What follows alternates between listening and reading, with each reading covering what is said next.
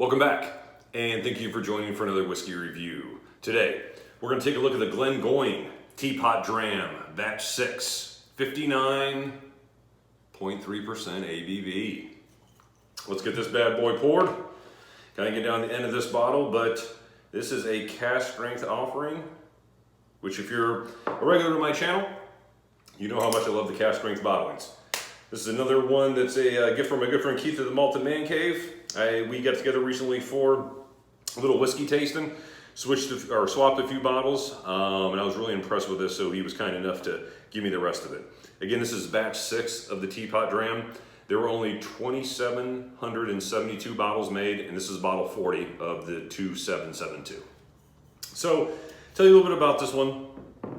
Sherry only matured whiskey, first fill Oloroso sherry matured whiskey, cask strength whiskey. And this particular one is a distillery exclusive, so you have to go to the distillery usually to pick it up. Although they will, I believe, ship to the UK, I think it's to the UK, or maybe they don't ship overseas, which would make me think, maybe some places just outside of the UK could also get them. But regardless, here in the States, this is a very hard whiskey to get your hands on. It does not have an age statement on it, so it is likely a young whiskey. I would say less than 10 years old. An interesting history behind this whiskey in regards to its name. So it's referred to as the Teapot Dram. So what does that mean? I guess Glengoyne used to give their employees 3 drinks a day as they worked. Crazy, right? At least here in the States, that seems crazy. And I've heard 2 different stories as far as where the teapot comes in. One story I heard was it was in a teapot, and then as they would pour the workers' drinks, they give them their 3 drams a day, they would pour it out of a teapot. And I also heard a second story where essentially if the worker didn't want to have the drink at the time of day that it was served, and I'm not sure what time of day it was served, I don't know if it was 10, 2, and 4, or whatever it was, but if they didn't want to take the dram then, they could pour it into a community teapot and they could go back to it, or someone else could drink it. But I gotta tell you, that's a heck of a work incentive to let your employees drink actually while they're working. And I guess that's part of the reason why that they went with a younger whiskey that was cask strength, to give the guys kind of a little bit of the jolt, to keep working throughout the day. I know me personally, if you gave me 3 drams every single day I was at work, and I partook in all 3 of those every day, that would not have been good for my health. But I'm not one of the workers, I'm just one trying to share one of these special release Teapot Dram bottlings, and I gotta tell you, I'm super excited to get into it. So what's good? Thank you to my good friend Keith. Again, this is a cask strength offering, first fill Oloroso sherry casks. Let me tell you what I think. You smell that Oloroso sherry. And worth noting at this point, this is a natural color, so a very dark sherry color. Natural color, unchill filtered. Obviously, with a cask strength whiskey, it's likely unchill filtered, especially at 59.3% ABV.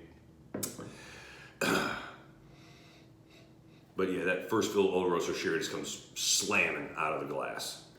It's like not a similar smell, but very similar as far as how the sherry jumps out of the glass, say to like a Bowmore Devil cask or the old Macallan cask strengths. It just jumps right out of the glass on you.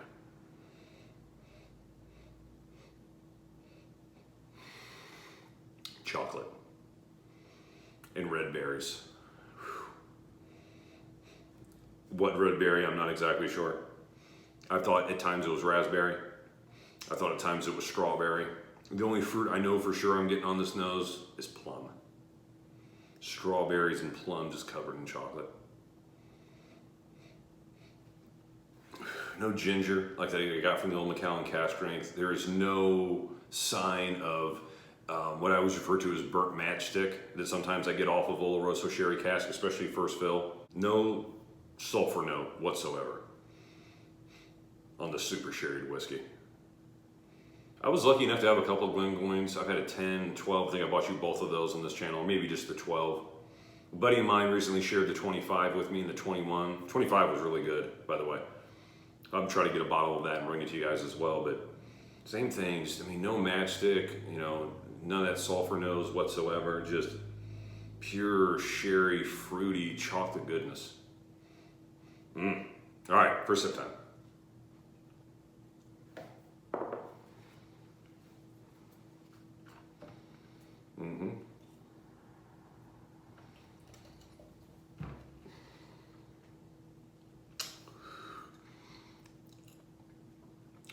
chocolate. An assortment of chocolates. Guys, you ever give your girl the heart-shaped box of chocolates on Valentine's Day? And you say, hey, or no, she says, hey, you want one or two? And you say, yeah, and you don't know what you're picking out after the second or third day because you're just getting the leftovers. Throwing chocolates in your mouth. It's an assortment of chocolate. On the palate, I tend to want to call it a raspberry or a strawberry, but some type of red berry note or red confectionery candy note that goes along with that chocolate. And that's really, it's pretty straightforward on the palate to where on the nose I got a few more things like the plum. Really not getting the plum on the palate. It is pretty much just chocolate, red fruits, brown sugar. Bang, bang, bang. Those three things. And it is absolutely excellent.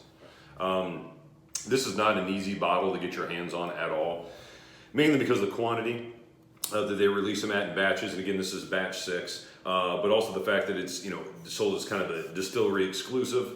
You're not going to find them in a lot of online retail shops, so you're pretty much pigeonholed into either going over to the distillery and picking one up when they're releasing batches, or finding someone kind enough to get a bottle for you and bring it to you or ship it to you. So it will not be an easy bottle to get, but if you can get your hands on it, an extremely rewarding experience, especially if you're a fan of a true sherry bomb. Now, I consider this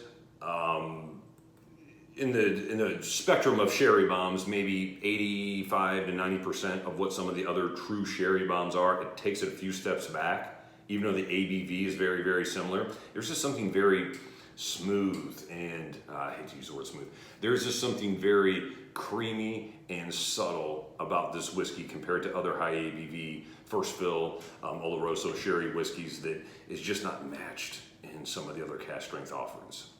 So I'm really, really impressed with this particular whiskey. I did add a little bit of water to it to bring it down, a decent wallop. Let's see what we're getting. Even though I didn't get any plum on the palate, man, the plum with water is jumping out of the glass now. And still that chocolate. And I've been saying the whole time I bring this bottle, I can't pick out what red berry it is, but for whatever reason right now today, when I'm in front of the camera, it smells like strawberries. Chocolate covered strawberries. And a milk chocolate covered strawberry. With a beautiful plum. Excellent. Last sip time.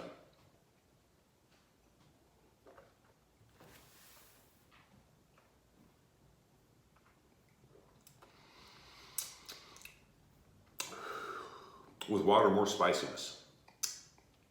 More spiciness, you still get that chocolate, you get a little bit of cinnamon, a little bit of clove, strawberries there, brown sugar, comes out stronger with water, which seems odd, especially since this bottle is down to here as far as the fill level, but it's all there, it's all there. I love cask strength whiskeys, I love trying them in original cask strength. I love putting water into them and see how they changed. This is a rarity where actually with water, I would suggest a few drops. Obviously try it neat first, but as far as the complexity of it, which that isn't shocking that it would be more complex with a little bit of water being cask strength, but I love that barley sugar, strawberry note that is so obvious on the palate with a little bit of water. Excellent, excellent, excellent dram. If you get your hands on it, it's a pricey one. I think it's roughly around $160 US if you can get your hands on it. This particular one was a gift, so I don't know exactly what Keith paid for it, but I will say this, even $150 is absolutely worth it. You're going to get cheaper sherry matured cask strength whiskeys. Probably the best one I can think of is the Abelard or Abinah. You pick those up here locally here in Columbus for about $88. I'm a big fan of the Bowmore Devil Cask, especially the 3rd edition. That was around $105. So there are cheaper ones out there to be had. But if you're looking for a different whiskey experience and you enjoy whiskeys in that same ilk, you definitely want to give this one a try. Anyway, I'm at a 91 out of 100 on this particular whiskey. I think it's a dynamite whiskey. I would pay $200 for this whiskey just to try it for the experience one time. If you get your hands on it, you're a lucky person. I'd love to know your thoughts in the comment section. And until next time, I wish you happy drinking.